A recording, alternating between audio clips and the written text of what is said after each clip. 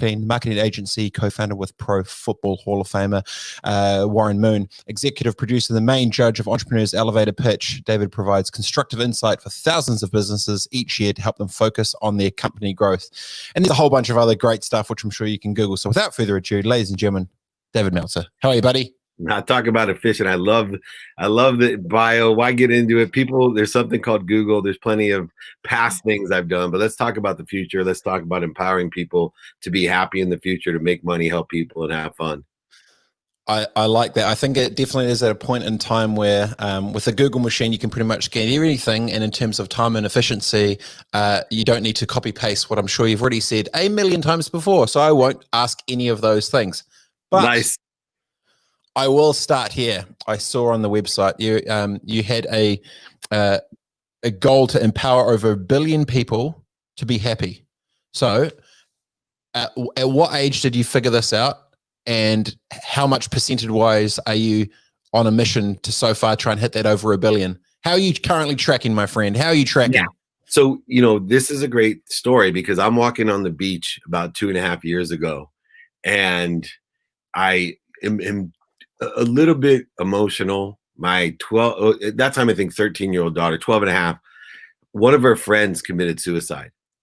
And it threw me for a huge loop because I've always been a person about gratitude and forgiveness and accountability and inspiration, which I have a definition of happiness: enjoying the consistent, persistent pursuit of your potential.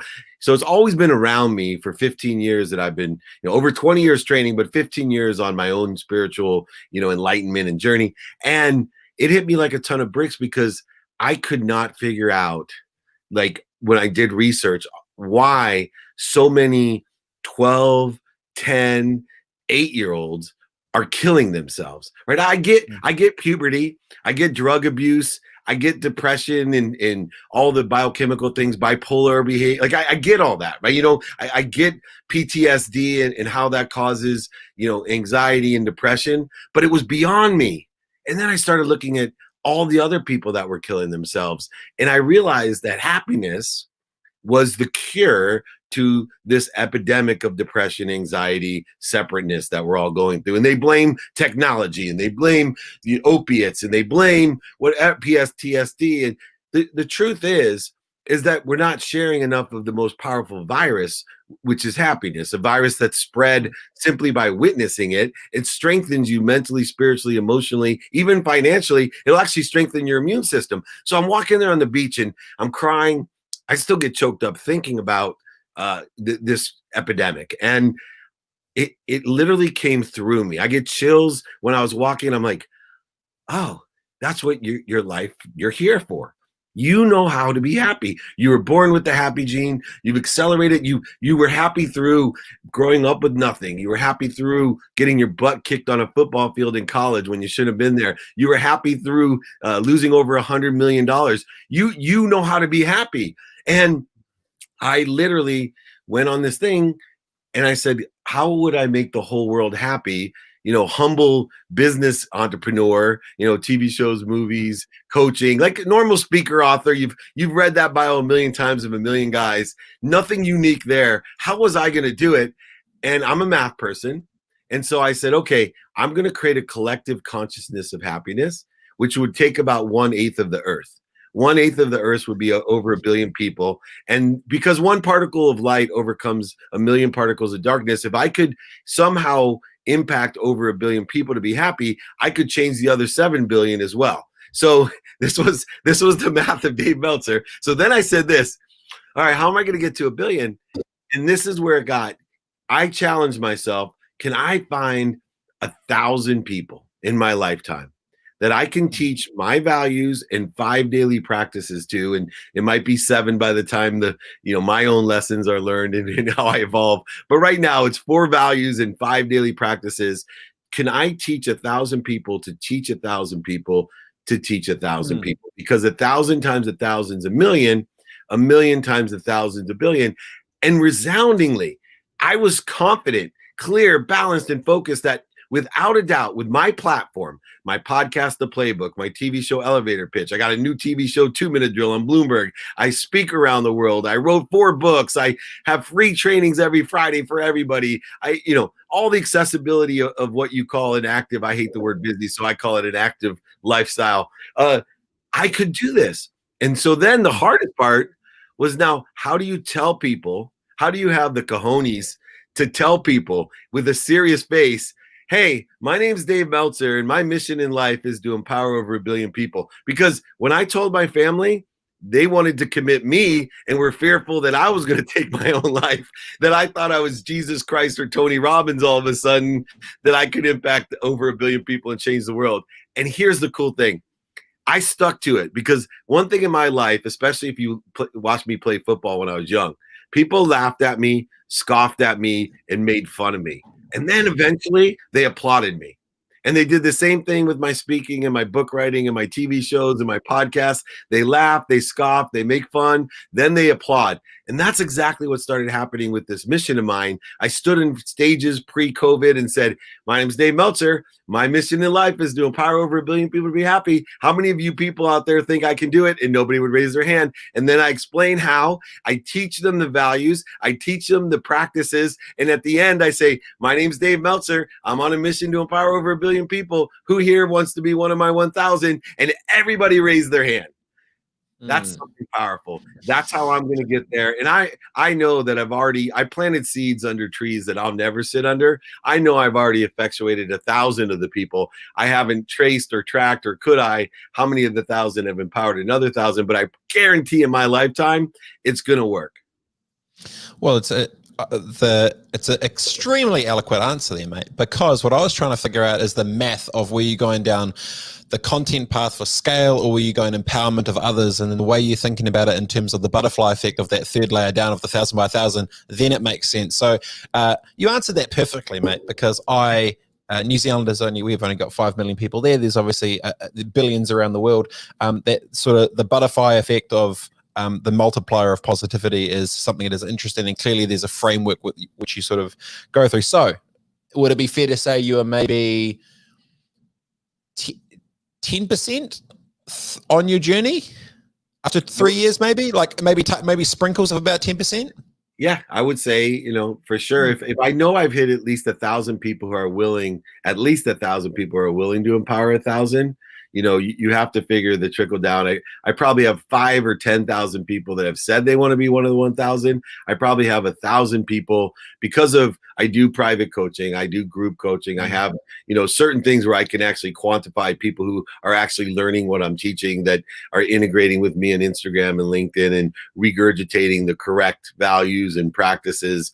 They sometimes answer questions better than I could. I was like, I could have said that better myself. So I would say 10% is fair, but I'm going to live a long time too. So minimum of 111 years. I was born on January 11th at 111. I used to say, this is a great story. I used to say I'm going to die at 111. And Diane Cannon, who's a famous actress, she's in her 80s now, but she was married to Cary Grant, and she shares my Laker seats on the court with me. And I told her that I was going to live to 111, die on January 11th at 111, like I was born. And she said, literally tears in her eyes, like, oh my gosh, that's terrible. I said, why? You don't want me to live that long? She goes, no, you're limiting yourself. You're the guy that always talks about not limiting. And I'm like, she goes, what if they have science that makes people live to 1,000, and you spend the next 60 years telling people and manifesting you're going to die at 111? You've cut off 889 years, David. Stop limiting yourself. This was a valuable lesson, because I started looking at how many other things am I not thinking big enough? Am I not asking big enough? Have I limited myself by man-made constructs that are just illusions? Like living to 111, I never in my mind thought, yeah, science could change the way we live, and I could be cursing myself out of 889 extra years. Well, you spill yourself into existence because your headspace goes that way. To impact 1 billion, you need the butterfly effect of that third layer to empower others. How are you educating humans to empower themselves to then be so empowered that they then empower others? Because doing it for yourself is one thing, that flow on effect to pay it forward, it needs to be pretty strategic. How's your headspace around empowering those to empower others? I was blessed. My mom made me study history. And the reason that she made me study history is because it's the only way you learn human nature, because human nature never changes. And from the beginning of time, from Sanskrit, where we have the 12 magic rules of Sanskrit, to the Old Testament, the New Testament, to Joseph Smith and Buddha and Muhammad, one thing is true. Human beings are empowered by two things: stories and the lessons contained there within. And so what my mastery, what my practice for me as an empowerment person, to empower 3 layers down for the butterfly effect, is that I have to continue to master the ability to tell stories and teach lessons, because every lesson I ever teach will be forgotten, but I need to make sure it's accessible. And the way that the human body, mind, and soul and human nature accesses the stories and the lessons is through those stories. And so the greater impact the stories will have, the greater ability others will be able to what? Tell the stories the same way they have in the Bible, the same way they do on Netflix. We're going to tell stories that teach these lessons. Just in a modern version for it as well. The amplification of technology in the last 10 years to be able to timestamp and record forever for your children's to be able to see is going to be mind-blowing. And it's something that I was very aware of as soon as in a previous life, I was a professional snowboarder, traveled the world, did all that stuff. And then social media came along, and I said to my wife and a bunch of friends, I was like, we are so lucky that cell phones didn't exist when we were doing what we were doing, because we would be stuffed. The interesting part to that as well is, you fast forward 40 different years, every single prime minister, president, governor, person of power is going to have digital dirt on them from today. And in a weird way, I hope in 4 decades from now that it becomes an equalizer, that everyone realizes that everyone isn't actually perfect, and you can't have that perfect mirage for it. So in some ways, I'm really, if everyone's got dirt, then it's all flat, like whatever. That's interesting. I wanted to jump to, on your Twitter, you've always got some, you got some good banter on there. You chuck some quality out there. I'm messing with a bit of that. You said one that she said, the best life that we can live is when we are honest about ourselves with ourselves. And it's this uncomfortable mirror that you have to put against yourself to actually ask yourself the tough questions. What I was wondering is, in your experience, I'm probably a young Simba to where you're at, but for all the people that you've seen in your world, in your life, what percentage of those that you met are truly have that moment of true honesty with themselves? Wow. Well, first of all, I think that 100% of us are not honest with ourselves all the time. I hope that people are on a practice of looking within themselves to find what exists outside, or what can be projected outside, or what we can materialize outside of ourselves. So I think very few of us, a very, very low percentage, 0.001%, actually are introspective enough and honest enough with ourselves. I'm 52 years old, and I will tell you that I have not been honest with myself. I still am not honest with myself. We were talking earlier about how we hope in 40 or 50 years that the exposure and awareness that we're all hypocrites will actually allow us to connect closer to each other, knowing that we're human. And, I talk about forgiveness all the time for this very reason. Because forgiveness, I used to say, brings us peace and brings us together. But it also, believe it or not, is the only thing that I found, the only value that I found that brings certainty. And it was a very large leap in years of studying to figure out, especially with the Course in Miracles, how forgiveness brings certainty. Because what brings certainty, and I always joke around, but if anyone out there knows exactly what's going to happen tomorrow, please call me. I can make billions of dollars. I'll give it all to charity. But please, if people talk about uncertain times. I'm like, poo-poo on that. It's just accelerated change. Let's figure out what we have control of and take advantage of the great opportunity that exists with great change. But moreover, forgiveness, if we can practice or learn to forgive the unforgivable, our future is certain. That's the only certainty that I find. And it's a very deep thought. And because of that, though, forgiveness as a practice allows us to handle what hurts the most, which is that we're inadequate because of what we're interfering with. Our inadequacy is because we interfere and create corrosion to the fact of what we walk with. the greatest source of power, the greatest source of light, love, and lessons. And we are so afraid to know what we actually are capable of. Think about it. How we know scientifically that our minds are capable of like 900% more than it does. And that's a minimum, right?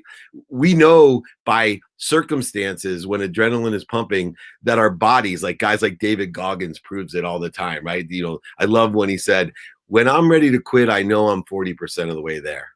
Right. When I just have nothing left, right. And beyond the fact that our mind, our body, our soul is so capable because of what we're connected to. You know, I used to look at mountains and thought I was a great hero because I could overcome these great challenges in my life.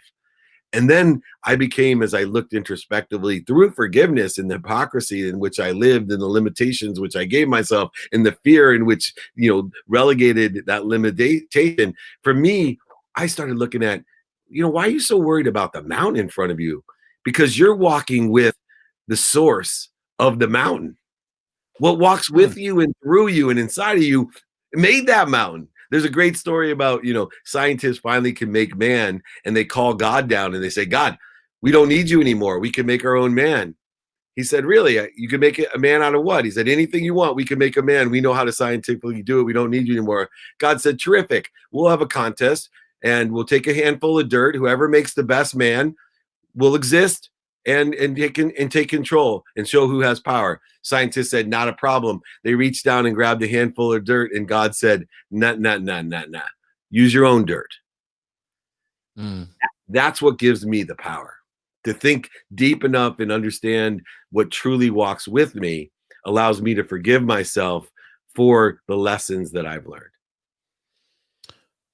You are deceptively deep, my friend, for someone that lives in a world of, you know, media and entertainment and, you know, that whole sort of crazy world. It's not only that you that has a depth to thinking of what's inside in terms of how that converts the outside, because usually there's a tension of soul versus or internal expectations potentially against what is expected of you externally as well. But you touched on something there which I just want to maybe jump into, talking about you know, like the Goggins thing and the mindset and the headspace and you know, I used to be a professional athlete. I played basketball for New Zealand, soccer for New Zealand, and became a professional snowboarder. Now, there's something similar that I've seen between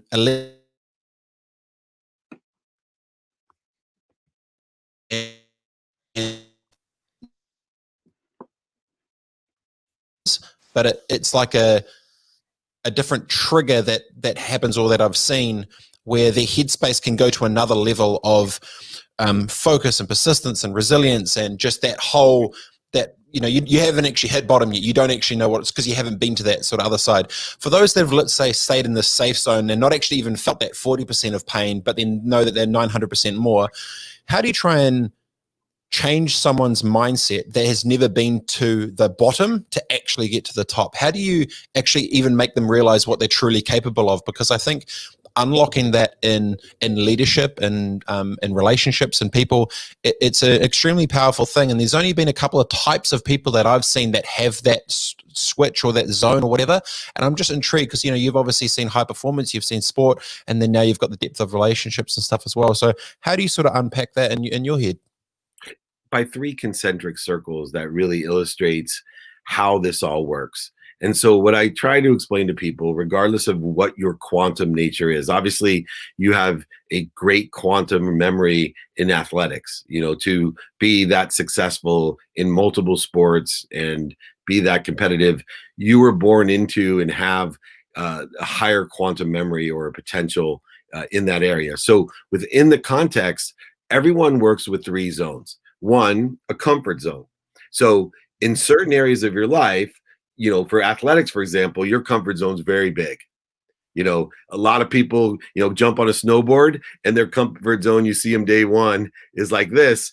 I'm sure if I had some video of you back then, your comfort zone is very large. So then outside of the comfort zone, even though you're that awesome, right, a professional, you still have a learning zone. You're trying tricks and you know, where one guy's just trying to stay up on the lift, you're trying to do a triple flip instead of a double flip. That's your learning zone. Then outside of the learning zone exists the anxiety zone.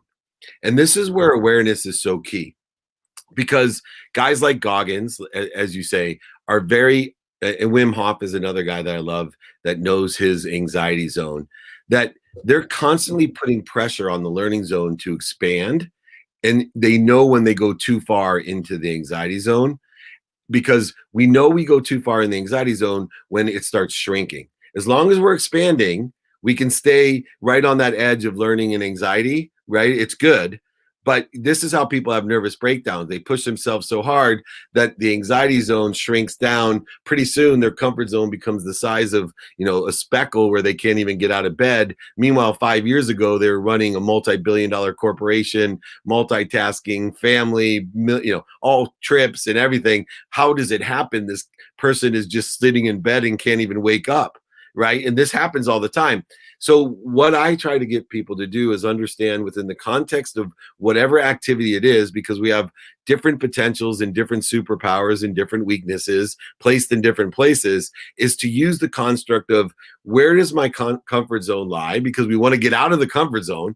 Where's this learning zone lie? What are the activities to keep me in the learning zone? And how far out on the anxiety zone can I go until I feel the inward pressure? Because what eventually happens if you use this strategy, no matter where you're at, the very beginning or in a highly actualizing person like yourself, no matter who you are, your size of your learning zone becomes your comfort zone. What used to be your anxiety zone becomes your learning zone. And you have a whole nother thing. And we see it all the time as we keep evolving in situational knowledge and experience and lessons we learned. It's like, wow, how can I handle that much? Because I'm consistently expanding, growing, and using the 3 concentric circles to give myself a diagram to truly have a map to know that I'm pushing myself hard enough, but not too hard. So if the 3 concentric circles are going outside, which makes sense of the comfort, the learning, and the anxiety on the outside, isn't there a 4th circle, which is the pressure of the tension that pushes back between age with where your headspace is as well, with what your fears may be? Because I'm imagining, when you're in your early teens and 20s, you don't give a shit. You're like, stuff this, I'm doing me, and you're just go, go, go, expand. And then you have an injury, and then you blow your ACL, and then you don't snowboard as much, and then you meet wifey, and then you get a bit older, and then you stop. You know what I mean? Like, is there a, what's the 4th that you have to balance that? Because obviously at different stages in your life, that feels like there's a 4th other little thing, and maybe that's yourself or your body, maybe it's a physical thing. It's ego-based consciousness, right? So what the ego-based consciousness has 2 components. Now remember, age is not necessarily indicative. In athletics it is, but for example, if you take a young person and tell them to stand on a stage with 70,000 people and perform, they're going to be way more terrified than I will be at 52 years old. But if you ask me to go off a ramp, 100-foot ramp, I'm freaking out. So, age isn't it. It's ego-based consciousness. It's all fear-based, is that extra energetic layer that you're talking about, because the ego has 2 components. Number one, it has the, normal Freudian primal fears, fight, food, flee, or the other F word. Yeah, the other F word. And then secondary fears are the ones that I work every day in the practice of ending fear. And the practice of ending fear allows me to reduce the constrictive nature that you're talking about, that 4th layer that has consistent pressure, to squeeze it back down, that we're not going to be able to grow and learn. And the ego-based consciousness has a secondary, and it can, for me, it includes the need to be right, the need to be offended, the need to be separate, the need to be inferior, the need to be superior, the need to be angry, frustrated, anxious, guilty, the need to be resentful. And so once I identify the needs of the ego, then I can be a ferocious Buddha in the counterintuitive blend of one. Most people, when they're in ego-based consciousness, they try to resist it, to go over it, to go under it, to oversell it, back end sell it, lie, cheat, manipulate, especially to ourselves. The key to get through it is simply to stop. Don't resist. Don't run away. Don't go over, under, around. Just stop. And then I call it dropping down to your highest frequency, learning to breathe through your nose, out through your mouth, to go ahead and get to center, to neutral. I see so many people living Camus' The Myth of Sisyphus. They literally live their entire lives pushing a boulder up to the top of the hill, and every morning it's at the bottom of the hill again. If you can learn to stop, drop, and roll, spend minutes and moments in ego-based consciousness, you can live a life of plateauing and growing. In other words, right, those zones keep growing. Plateau and grow. You don't have to start over, but the key is to be a ferocious Buddha. Know this: when you're in ego-based consciousness, you're on fire. Your mind is on fire. Your body's on fire. Your soul is on fire. What do you do when you're on fire? Stop, drop, and roll in the right direction. Mate, you've just got this whole shit locked down, haven't you? You just got got all the shit. Jeez. I gotta help people, man. I get, and do you feel pressure? You're only 10% successful. You've done all this. You got only another 60 years or 100 years. You got to crank it up. I wanted to jump to, so you were young, 20s, stacked a shit ton of paper, cracked it, life's good, gravy, had everything sort of popping. The ego that you balanced, that you fought against yourself in your 20s, how has that differed going from your 20s, 30s, 40s, and now gone into your 50s? How is that own battle? Because the external shit's always, you're going to be the same. Well, I asked because a good friend of mine, he's been married now for 30 years. He's 54 years old, got married at 24. And I asked him, does his wife think he's changed as a human? And he said 100%.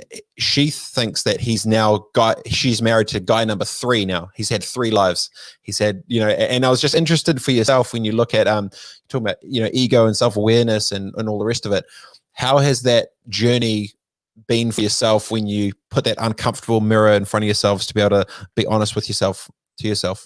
Yeah, so I've gone through 3 lives, married 23 years to a girl that I met in the 4th grade who hated me. And so she's known me a little bit longer. So for me, humility is one of the constructs in which I've evolved. I lived in 3 worlds in my life so far, and they're, I think, illustrative of who I am. When I met my wife at 9 years old, I lived in the world of not enough. I just wanted to make money to buy my mom a house and a car. I had a single mom, 6 kids. She worked 2 jobs, 2nd grade teacher, packed my dinner, either peanut butter and jelly or a bologna with mustard on Wonder Bread in a paper bag, and then worked a 2nd job with all of us in a station wagon studying together, 5 boys and 1 girl, to fill turnstiles up at the 7-Elevens and convenience stores with greeting cards. I lived in a world where I was a victim. Everything happened to me. Why couldn't I have this? Why me? And I was angry, and I lied to myself all the time. I hated my father because my father was a liar, a cheater, a manipulator, a back-end seller, and I hated him mostly because he left. And then he wasn't present, right? Yeah. So then I moved on, and I became a millionaire right out of law school. And man, everything reaffirmed my dream that money would buy love and happiness, because I bought a house and a car for my mom. She seemed to really adore me more of the 6 kids. And, I ended up making more money, and people just kept telling me, yes, yes, yes, you're Midas. Yes, yes. And I lived in this world that I thought was a philanthropic world. I thought it was an abundant world where I had enough to give to other people. But the problem with my giving is I believe the more that I gave, the more I would receive. And what happened was giving became a negotiation for me. It became a trade. I didn't understand that I wasn't living as a victim in the world of to me. I moved to a world of for me. So what happens? I wasn't happy. I buy things I didn't need. I wasn't happy. I buy different things. I wasn't happy. I buy things to impress people. Even worse, I wasn't happy. I buy things to impress people I didn't even like millions. And everything was a trade or a negotiation in my life. And that was when I got married to my wife. So my wife knew the victim at elementary school, junior high school, and high school. She reacquainted herself and married the optimist, the philanthropist, the trader, the negotiator, the self-loather, the hustler. And then she was the catalyst to, and would, while she married me, tell me I was lost, and I would say, what are you talking about? I make more money in a day than you and my mom combined. in your life. Like literally, I'd say stupid shit like that, right? Like she'd get mad at me. I'm like, look around you. You know, talk to the Ferrari if you have a problem. You don't want the nanny living here. I was an idiot. But everything was for me. I was Midas. I bought into the BS that everyone told me. And then my wife threatened to leave me because I was in this world. And that was the catalyst, because no matter what, I get choked up thinking about it. I know how lucky I am to spend my entire life with my wife. I know it's probably not cool, or other people might think something. I literally adore my wife. I don't know how many lifetimes or whatever I did in past lives to live my life with her. So when she threatened, like Tony Robbins talk, leverage, when she threatened to leave me, when she was one of the few people that stood up to me and stopped telling me, yes, there's a great book, don't take yes for an answer. She said, I'm not happy, I'm leaving. You better take stock in who you are and what you want to become, or you're going to die, let alone not be with me.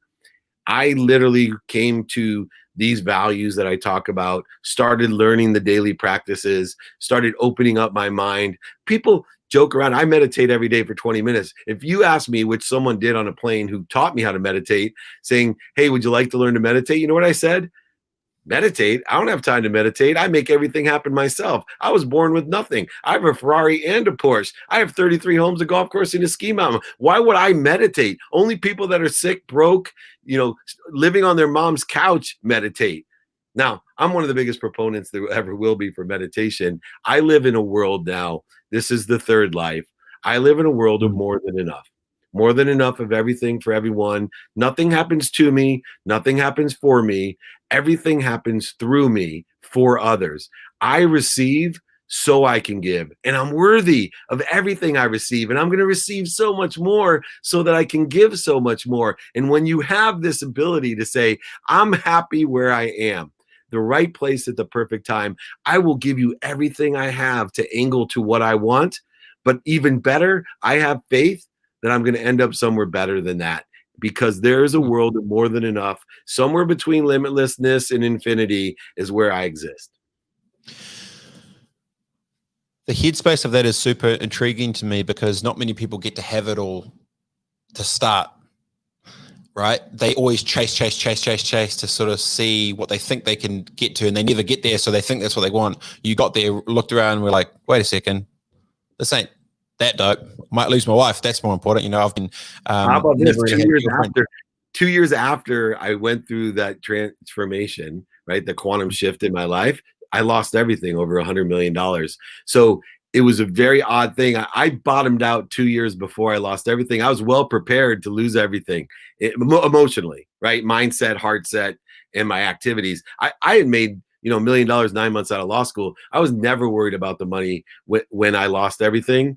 I was actually had this sick sense of, this is what I need. I got excited about starting over and improving. The new way of abundance worked far better than lying, cheating, manipulating, overselling, back-end selling. And the irony is, I hated my father. Talk about looking within. The one lesson that I learned, you talk here in the 40s, was I hated my father because I hated myself. He wasn't a liar, cheater, manipulator. He had learned his lessons and tried to teach me and help me. I was the liar, the manipulator, the cheater, the overseller and back-end seller. And until I was honest with myself that I hated myself, nothing was going to change. Honestly, I think there's probably 1% of the 1% that have had their come to Jesus moment, but understood the actual full game of it. I think when you think about youth, when you're super young, under 20, when you're a kid, when that stuff comes, you kind of want to cry, and then when you get into your 20s and that comes, you kind of want to fight them, and then when it gets to your 30s, you sort of sit there, and after you've transitioned from a prove yourself to others mentality to being able to provide value for the platform which you now have, then it shifts to you almost have sympathy and empathy for them, of like where your energy sort of goes to. So I wanted to maybe just jump on that for a sec. So you lose 100 mil, doesn't happen to too many people. Was the main cause of it because you drank your own Kool-Aid that everything you touch would just be gold, or was it a bad circle, or what was the dynamic of energy that was around you? That, because it doesn't just happen just like that. It's a small little, like I've got a read an article about Tony Jay about his close inner circle in the last year. He basically started sort of pushing, didn't say yes to that coffee, didn't do this, and kind of eventually pushed that circle of trust away from him. What was your circle of energy like when you went through that process of losing it all? What were the key pieces that you know now that you stuffed up with?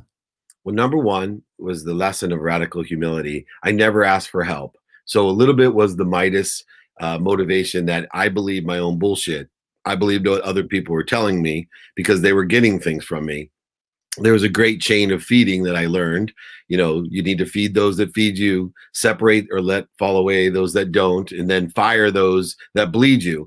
I had ended up evolving where I'd surrounded myself with a bunch of yes people, a bunch of bleeders, a bunch of people, the wrong people with the wrong ideas. I was going to strip clubs and drinking and drugs and wasting my time. My wife actually, in the night that she changed my life, I came home from the Grammy Awards. I was running the most notable sports agency in the world in my 30s, you can imagine, right? Warren Moon's office is next to me. We're in the Jerry Maguire offices. Show me the money. And I'm going to the Grammy Awards with Little John, the rapper. And my wife says, don't go. You're not paying attention to work. You're not paying attention to the family. You're partying too much. Don't go. I lied to her. I changed my clothes in the car. I come home wasted at 5:30 in the morning. And that's when my wife told me she was leaving me, told me to take stock in who I was. Now, I almost got divorced. I woke up the next day only to be saved by God, meaning that I looked in my closet and there was a jacket that my father had given me for my 30th birthday with no pockets, who I told him to F off because he was a liar, a cheater. He had given it to me to teach me a lesson that you could not take anything with you when you died, and told me I'd be buried in that jacket and to look at it every day to remind me money can't buy happiness and love. And he was worried about me, that I was just like him. And I told him, F off. I'm nothing like you. You're a liar, a cheater, manipulator, overseller, back end seller. I hate you.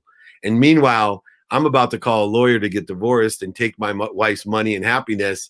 And that jacket, just like the movie The Natural, with the light coming down on Wonder Boy the Bat, the light in my closet came down. And I swear to God, I looked over and I just started crying. I still get choked up because that's when it hit me that I was the liar, that I hated myself. And I was going to do everything I could to save my marriage.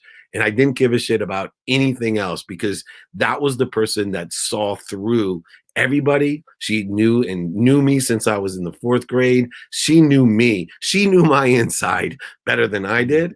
And so I was going to use her as my Sherpa to find the mountains and the valleys inside of myself in order to get through all of this. And here's the cool thing. You know, she exposed me to Wayne Dyer and Greg Braden and The Secret and all of these other things. And I have far beyond, you know, it's like the grasshopper overcoming the master, because now, you know, I'm writing books about it. I'm on the Transformational Leadership Council with Canfield and Proctor and Deepak, and, you know, people come to me for these enlightened things, and all I think to myself is, the universe, it laughs at itself. If someone like me, who 15 years ago was screaming about how I was in control of everything, how I could make anything happen, how I, and now it all comes through me in great humility, that to me is a blessing. The energy of having, so, you know, you're in your 30s, you're making it rain, you're killing it at the strippies, you're just doing your thing with so much perfection externally, and then yet so empty internally. How many people do you know have the alignment of external success and internal success out of all the millionaires and billionaires that you know? What percentage have that alignment right? About 20%. About 20%. Yeah, that's higher than I thought. Yeah, it is. And I will tell you, there's a spirit of excellence at every level that it takes to get there. And 80% are still learning what it's like. They're there. I would say the 20% that I talk about have learned the lessons through some sort of drug overdose, rehab, bankruptcy. You remember in America, at least, the average millionaire alone goes bankrupt twice. So you have to understand the lessons that are there. So it's a little bit higher than you would think, because 20% of the 100% have already gone through the process of learning the lessons. And once you know how to make that kind of money, or, like look at Iron Man, just he had all those problems, but doesn't mean he forgot how to act, right? He's still one of the world's greatest actors, and he still has the relationship capital. That's what I felt like when I lost everything. I wasn't at rock bottom because emotionally I was on my journey of happiness. But more importantly, I already knew how to make money. I made 9 months out of law school. I made $1 million. I didn't know anybody had $100,000 law loans, never had a real job, came right out of law school. It wasn't scary, like how to make I made my first $1 million in 2 weeks out of bankruptcy. That wasn't the issue. The 20% of people know how the spirit of excellence works that continues through them, and learn from the mistakes of being empty and shallow and ego-based. The 20%, what layer percentage of those have some attachment to either faith or a higher energy or a deeper knowing of oneself? 99.9. 99.9. No shit. Got it. And then out of the 80, what percentage? In varying degrees, they have some faith. In varying degrees. So, even take, someone like, I hate to get political, but take Donald Trump, right? Donald Trump. We're going there. All right. Yeah, go for it. I'm sorry. Open the door. Yeah, but I had to say it because that guy can manifest anything. Like, there's a certain percent of faith that exists within, a sociopath or a narcissist that makes billions of dollars and is the most powerful leader in the world. Those are all facts. And, to some percent, he has a variance of what I see in the 20%. Although I think he does live a very shallow, empty, lonely, sad, angry existence. I believe, and I've met him previous to him being president, that he has a lot of the same issues that I had learned, and a lot of the people that are in the powerful positions have. And he's going to have a lesson. Mark my words. As this transitions over if he stays alive, he's going to have some lessons about humility himself. That'll be very good for him. Do you think that one of the biggest drivers for you at this point is actually the fear of future regret? That if you don't do it now, if you don't do it now, you'll wake up at 80 going, shit, I knew I shoulda, coulda, woulda, but you didn't. Does that fear of regret drive you as well at all? Not that it's defensive at all, but moments and minutes in fear. So all of those fears that I listed out, including regret, absolutely. But the key to my life is that I've taken a mathematical approach to the waste of time, energy, emotion, money, and relationships. And what I have found is the only thing that causes me to waste that are these ego-based emotions like regret and guilt and resentment and offense. Take offense, for example. I've wasted so much of my life with the need to be offended. I wish I could feed the world as quickly as the need to be offended feeds itself.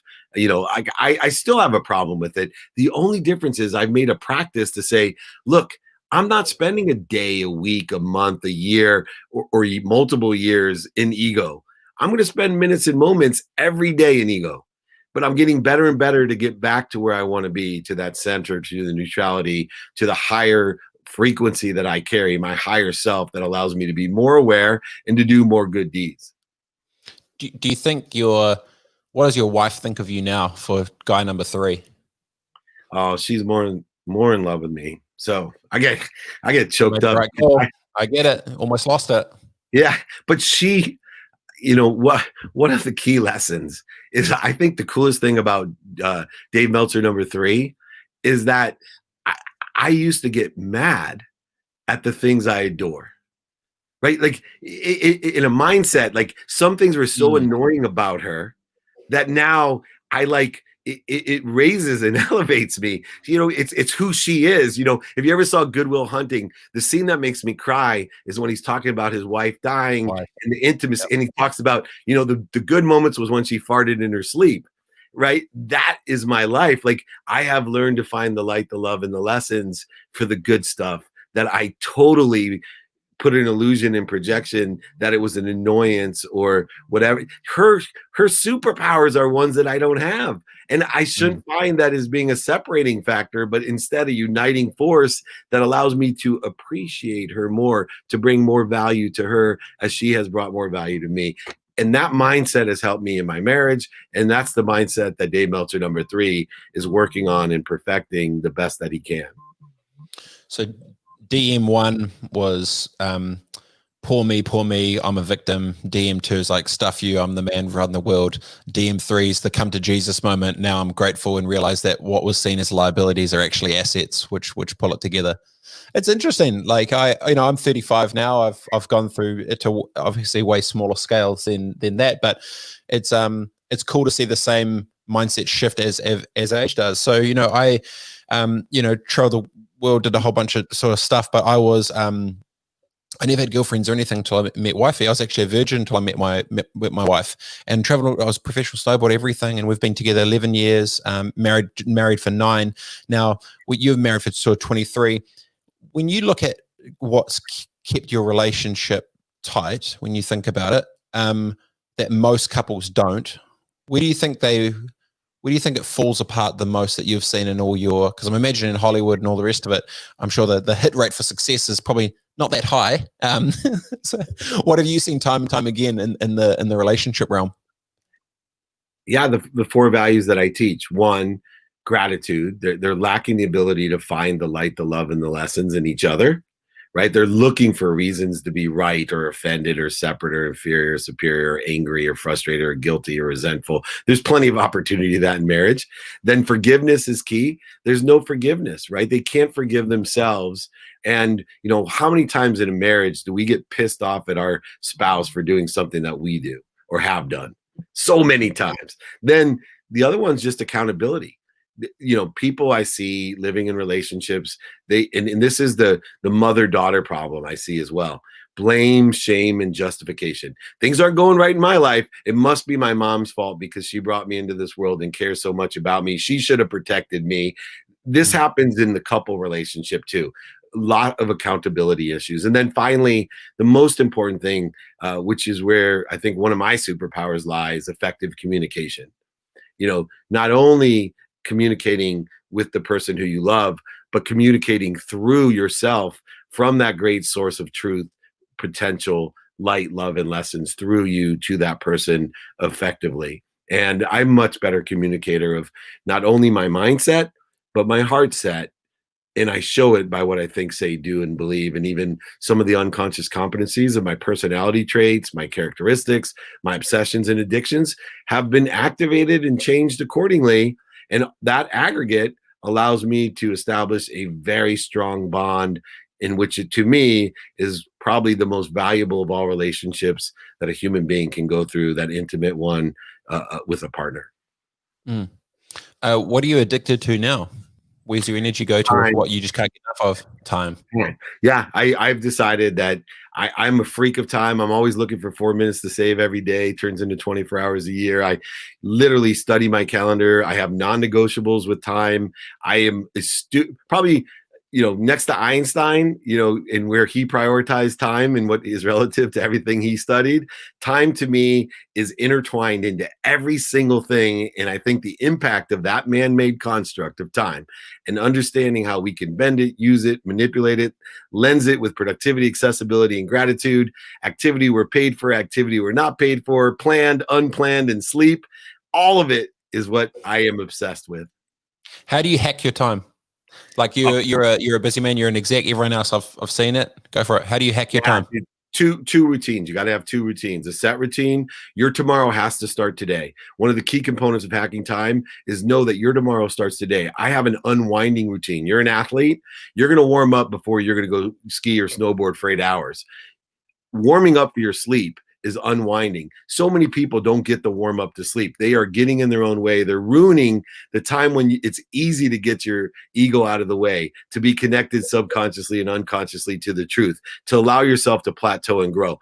The second thing is the adaptable routine. So you're going to have your set routine. An adaptable routine is based off of knowing your non-negotiables. So for me, my life changed when I said, look, come up with a well-developed plan. God's going to laugh. He's going to screw up your calendar with an in-law or a COVID or something else is going to screw up my plans. So now I know, number one, every day, no matter what's happening with the pandemic, I spend a minimum of an hour a day on my health. I spend a minimum of 30 minutes a day with my wife. a minimum of 30 minutes a day with my 10-year-old son, a minimum of 2 minutes a day with my daughters. I asked for 5. They gave me 2. They're teenagers, 21, 19, and 16. And a minimum, here's the best piece of advice of the whole interview as we get to the end. I give a minimum of a minute a day to my mom, who you know is so dear to me, to tell her 4 things.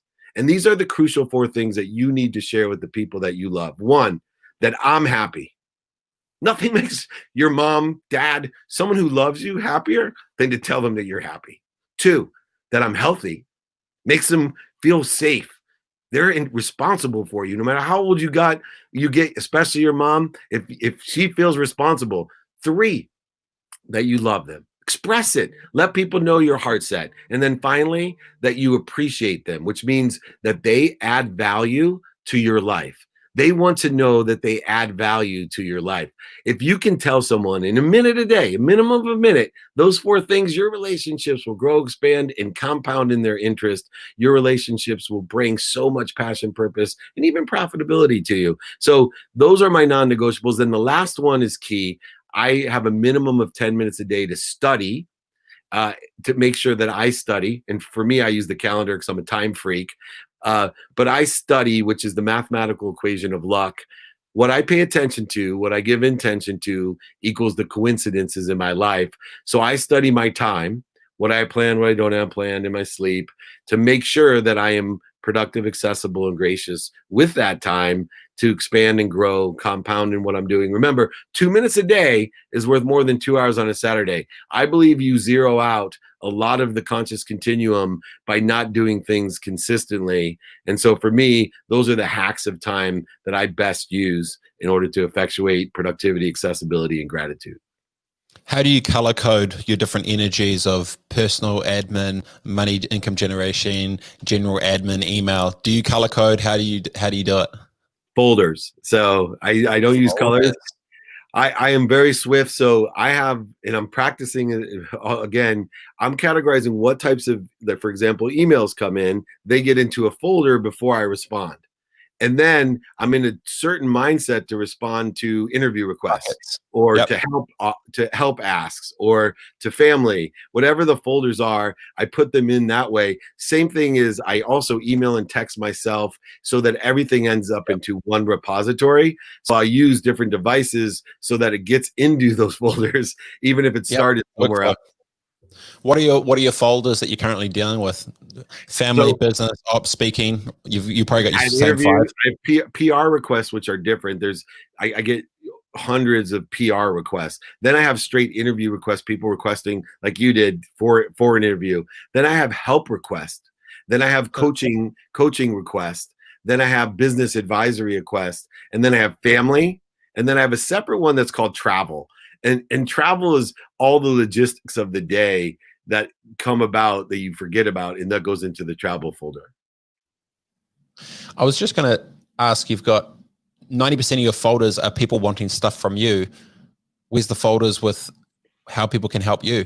Great idea. So I'm glad you asked, because that's the biggest transition in my life, is that I learned to ask. But here's how I ask. This is so cool that you mentioned this. So I believe that everybody's a sponsor or a power sponsor of mine. I used to believe they were a gatekeeper. I used to believe I had to oversell you, back end sell you, lie, manipulate, or cheat you in order to get around you. Now I look at you and say, oh, there's a sponsor of mine or a power sponsor. So all I need to do is in person, on the phone, via email, and traditional media and social media, ask one question. And it's tied. I check my sent box to make sure I'm consistent with it. Do you know anyone that can help me? That's the question. So I don't have a folder, because every single one of those responses better have an ask of how I can receive. Yeah, a classic is when those that are so driven to help others, they don't stop for themselves as well and realize that it needs to be a two-way street, or else you'll just do round 2 of what it was when everyone was it the feeders and the bleeders and all that shit as well, which not that I'm trying to give you any sort of mental advice. I just felt like 90% of your folders were all, hey, give me. And then at a certain point, you're like, well, fuck, I need to sort my shit out. Before we go, what would your dad think? Is he still, your dad's still alive now? Passed away the day after Father's Day 3 years ago. He was 80 right. years old. Yeah. Had he, if it was 3 years ago, he probably hasn't seen DM3 yet. Not really. He saw glimpses of it. Obviously through the 15 years ago in the low time. And luckily that we became very close, especially in the last 15 years before he passed away, because I learned not to try to change him, but to understand him and pray for his happiness. Here's something that's interesting. My wife believes in mediums. And so once a year she goes to a medium, but her father passed away last year. And so she went to her medium because he didn't believe in past lives. She does, to talk to her father. And she told him when he was alive, she was going to do this.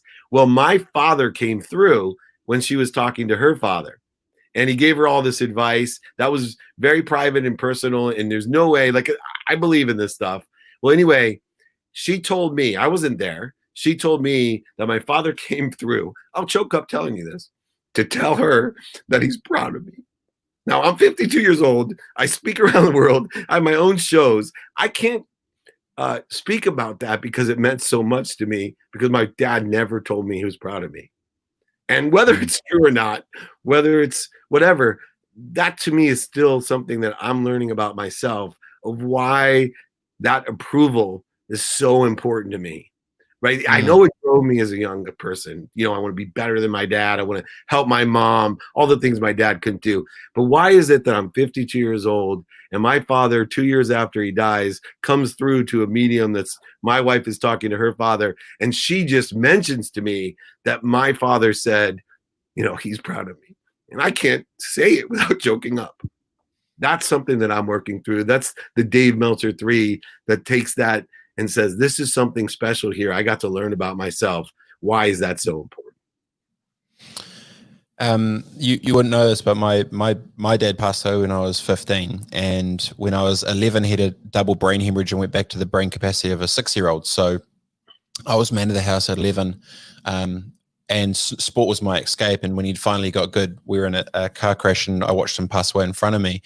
And I've always wondered since that spot for the last 20 years is the reason I keep pushing, because I know he's not there to ever say, I'm proud of you.